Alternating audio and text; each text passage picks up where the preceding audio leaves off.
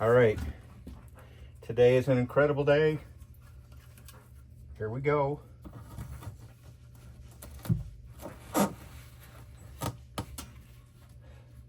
Last log. Hey Debbie, last log. Wow. June 11th, 2021. 11. What's the 19th or the 20th? 1925. Wow.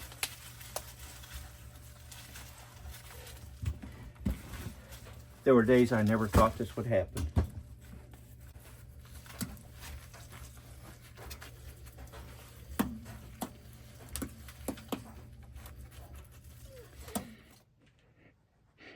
Hello folks, it's Bob at Sorrento Hill. Hope you enjoyed that little clip there. Putting the last log in. Man, what an exciting day. So today I've got the window in, at least temporarily. I got to get some more white paint to paint the window box, but I just thought I'd give you a little tour around the house.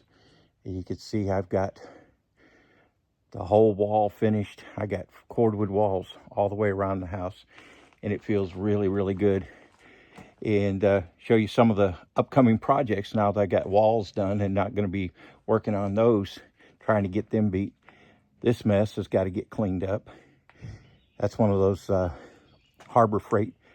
It's a 10 by 20 portable garage building. They don't last forever. That one's, I think we bought that 7 years ago. First thing we put out here. It did not handle last spring's storms very well, so I'm going to take it down and I think get it all out of the way. There's some stuff in there I got to get stored somewhere, which is bad because that's my place to store it. So I'm going to have to replace that, but with a permanent structure. So I have a place to put all my outdoor tools and the like, but we'll get that out of the way. And then of course I've got all the cordwood walls in. And yeah, that's kind of exciting. Looks pretty good to have cordwood all the way around. Know anybody who wants some scaffolding? I've got 2 sets of scaffold I used for the build, and I'm going to be getting rid of those when I get done here.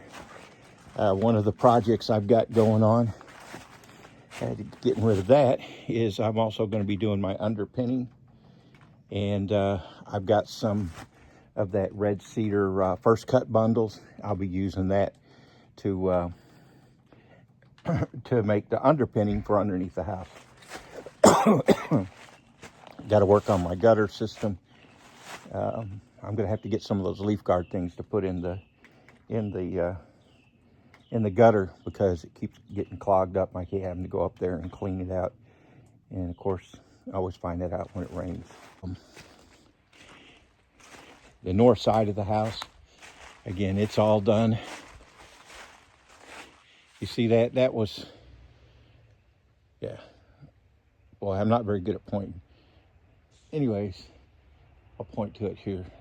Is where I had my chimney coming out. I had it coming out the side of the wall, and then I had a little T to have it come up some, and it just, man, I went to fire the furnace up, the stove up, first time this year, and just smoking us out. Couldn't get it to burn or anything like that.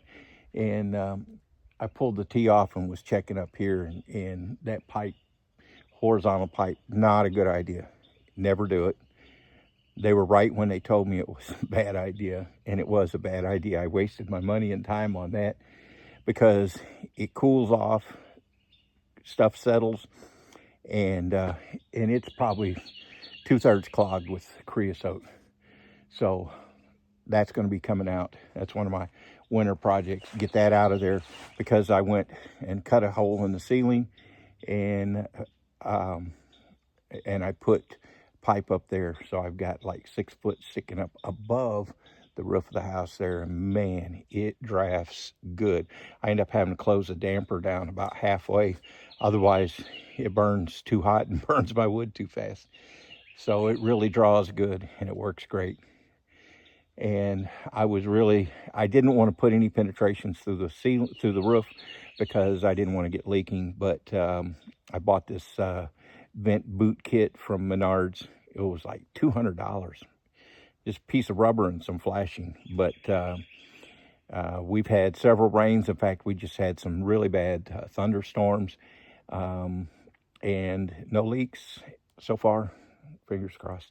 It's doing good. So, and it works great. So if you ever decide to put a wood stove in and you're thinking about a horizontal run anywhere in it, I would say don't do anything more than, instead of going horizontal, maybe put a couple 45s so that your pipe is slanted to get to where you need to go. But don't put one like this. It's a place for that creosote to settle, and it'll choke up and it'll give you nothing but trouble. I found this out the hard way, so maybe you can learn from my mistake. But that'll come out. Then the whole corner here, again, putting the underpinning, that lets a lot of cold air underneath. And I'm looking forward to spring. I'm going to start buying windows to put in up here. And then where you see the white house wrap, that'll be covered with red cedar tongue and groove.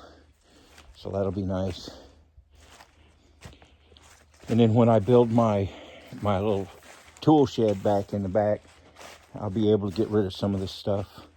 Eventually, we're going to have a deck across here. Right now, I got these steps they came from, they were a set of attic stairs. And a guy was getting rid of them, and I bought these already made stairs cheaper than I could have at the time. Bought the material to make stairs, so that's what I'm using. So we're going to replace that with a deck. And then, of course, got my mower that actually works, and my kayak, and all this stuff stored underneath the house. And that's got to go for when we put underpinning under it. And that's all the way around the house. And then, of course, the side of the house, the kitchen door, that's where we come in the most, almost all the time. And then my spring project is going to be replacing my motorcycle garage. I'm going to build a Cordwood garage to put there. It'll be 10 by, or well, probably make it 12 by 15. Be in the same location it's at now, concrete floor. And I'll use cordwood for the walls, do a shed roof like we did on the house, so it mimics the house. And yeah, that'll be where my motorcycle garage is, because the spring storms got it too. The roof is torn up on it. I wish you could just buy the covers for these things, but you got to buy the whole thing. So you get another frame and another cover. You can't get the covers. So that's going to be nice, and that'll be cordwood as well. That's going to be my spring project that I'll share with you guys. And you know, here's the crazy thing about when you're building a house on your own. You know, the first log that I put in cordwood walls was June 11th of 2021. Now, we bought this property in August of 2017.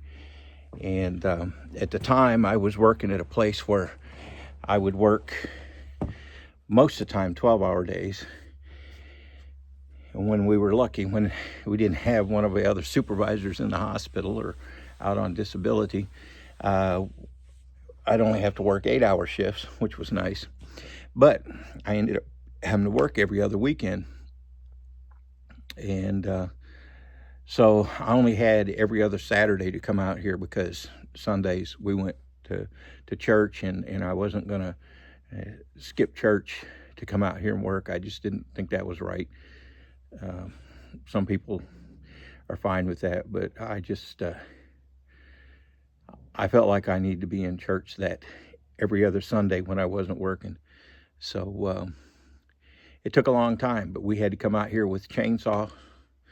I started out with an old Poulan Pro chainsaw, and that thing, it just wasn't cutting it. So I bought a used steel chainsaw, ran it for about 4 years, something like that. I think about 4 years until the bottom end locked up. And then I bought a new Husqvarna saw, And when it works, it's great. Man, it's a cut and saw, but I'm on the third ignition coil in it. That thing, it eats ignition coils. So I'm on my third coil. And that's genuine Husqvarna replacement coils instead of Alibaba replacement coils. So it's not that it's cheap Chinese knockoffs, unless Husqvarna is getting theirs from China too. I don't know. But I use that to finish, use the still for cutting down trees, because, you know, you see the woods out there. That's what it was like up here where we built the house and where the drive is. So we had to cut all that stuff out and cut logs up and drag brush and burn stuff. And so, yeah, it took a while to get to that point. And then, of course, all these piers, I had to haul the concrete and the concrete mix and the concrete blocks for that. I hauled almost all of that in my 2000, I think it's 2003 Mercury Sable, until it finally one day said enough, and the motor went out at 265,000 miles. Oh well, can't complain too much. But yeah, I'd haul out 800 pounds of concrete, bagged concrete mix at a time in that thing. And had to distribute it evenly around, some in the trunk and some in the back seat and some in the passenger seat, to even it out so it didn't bottom out the suspension. But got it done. And again, a lot of that was coming out here, take a vacation day or have every other weekend to come out here and working around the weather and the like. So it took some time. And then, of course, COVID shut down 2020. Plant was closed, and I had lots of time to work in, and that's when things really started to pick up. And then I got called back to work and worked for a while until they cut my shift out and gave me a severance package. And so that became my full-time job, working on the house. And it was June 11th, 2021, when I finally put down the first piece of cordwood. And, you know, you look at all these logs, you know, I haven't even started to count all the logs it took for this. With the exception of these last two wall sections that we did, which those logs came from Mountain Milling Company. It was their scrap. They get the logs in that are too long, they cut the ends of them off and throw them in a big pile. And I went and bought a bunch of those. And that's what I used on those last couple wall sections. But other than that, every log that you see here is from a tree that I went and cut down. And then Debbie helped quite a bit with peeling bark off the logs, and then they had to dry in the kiln, and we had to trim them to length and sand the ends, because I like them to be nice and sanded. So I've touched every single log that's in this house and every timber that's in this house, which is pretty cool. It's a lot of work, but you know, there's a lot of pride in it too. And you know, we had a lot of people that were like, you know, my dad was worried that I had taken on too big a task. And there were times when I thought maybe he was right. Maybe I did take on too much. But I just stuck with it. Had to do a lot of problem solving. You know, 10-foot posts to get those up on the concrete. I could squat down and pick those up and set them in place on the pads. But the 12-footers, those I could put in place on the pier and then walk it up. But then when I got to the 14-footers and then the 16-footers that are across the front, they were too heavy. I couldn't do that. So I got to Googling and trying to figure out, I don't have any heavy equipment. I don't have a fork truck. I don't have a tractor with a bucket, a backhoe. I don't, an excavator, none of that stuff. Everything do is by hand, except cutting trees. I use a chainsaw for that. And so I figured out how to use what they call a gin hoist. I've got a video that shows how I did that. It's one of my older videos. But yeah, it's technology that the Greeks and Romans used for building their buildings. The only difference is I used a ATV winch at the top of it with a remote, and I could just get my beam, the pad on my beam in place, and hit the remote and just use that to bring it up into place, get it set. So, and then putting every one of the beams across the top. The backside wasn't so bad, but this front here, I had to have both of my sets of scaffolding, one stacked on top of the other, and then borrowed a friend's tall ladder, 14-foot ladder, and would use it to get up to the top of that. Yeah, that was kind of sketchy. I kept a guardian angel busy on putting that up, let me tell you. But lots of challenges along the way. A commander of mine, when I was stationed in Germany, used to tell me, I'd come in and say, "Chief, we got a problem." He'd say, "Sergeant Gallimore, there are no problems, only opportunities, only challenges." And so, thanks to his constant harping on that, it finally sunk through this skull. And so all the things that came up that I had to figure out and how to work through, and that was pretty cool. Very satisfying to face a challenge and make it happen. And, when you're doing construction like this, like I said, it took 4 years, from a little over 4 years, almost 4.5 years from the time I put the first log in until I put the last log in, the outside walls. We lived in it for over a year with 2.5 wall sections not completed, just covered over with OSB. And let me tell you, that got cold in the wintertime because there was no way to keep that space warm. And so that cold just crept in the rest of the house. We've already noticed a big difference in the comfort level inside the house with those wall sections all being done and that window being in back there. So it's going to be a lot easier to keep warm this winter. But people were like, "You aren't done yet? You aren't done yet?" They're used to, stick frame construction where you can knock a house together in just a few months, even working by yourself. But this is very labor intensive, and it just takes time, especially when you're having to go to the woods and cut the trees down and peel the bark off and do this and do that, and working by yourself most of the time. So yeah, you've got to just set your mind on what you want to do. There's going to be people that understand. Always look for some people that are doing what you're doing. I found a group on Facebook called the Cordwood Construction Facebook group. It's the admin, the owner and admin of a site is Richard Flatow. He's the one that wrote the book on best cordwood practices. And he's very tight on how he administers the group. You don't find any politics and religion and flaming and people cutting you down because you ask a question and the like. Learned a lot from there and got a lot of input from him. That's kind of cool when you can get input from the guy who wrote the book as well. And so I found that group and it was very helpful. When you're doing something that is a goal, a dream, and this has been a lifelong dream. I've had this dream of building my own place since I was in my 20s.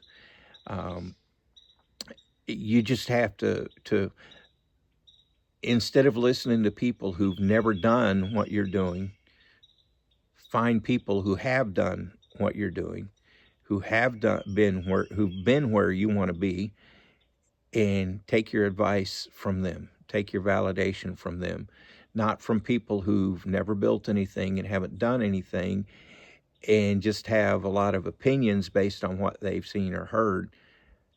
But listen to people who've done what you want to do. And you know, just because there's a problem or a difficulty doesn't mean you stop. You just figure out how to get around it and keep going until you figure it out. And man, there's a great feeling in that. And so now we have this beautiful home. It's a one of a kind. There will be absolutely no other home like it. You won't drive down the street anywhere and see another house like this. You will not see anywhere another door like this. And I like that. That means a lot to me. And especially means a lot to me because, man, it was hard sometimes. I tell you, it was hard sometimes. There were a lot of sleepless nights. And there was a lot of time thinking, man, did I get too much? How am I going to make this happen? You know, where's the rest of the money going to come from? Because building materials went way up. And, you know, am I ever going to get this done? And yeah, sometimes you try to block out the criticisms and the naysayers, but sometimes it gets to you a little and you start questioning. Lay there a lot of sleepless nights, but you know, since I got that last log in, man, I've had really good sleep the last couple nights. And it's a great feeling to make a dream happen. So if you've got a dream, something you want to do, man, just stick with it. Get out there and do it. Don't let other people talk you out of your dream or your ambition. And yeah, it may not be easy.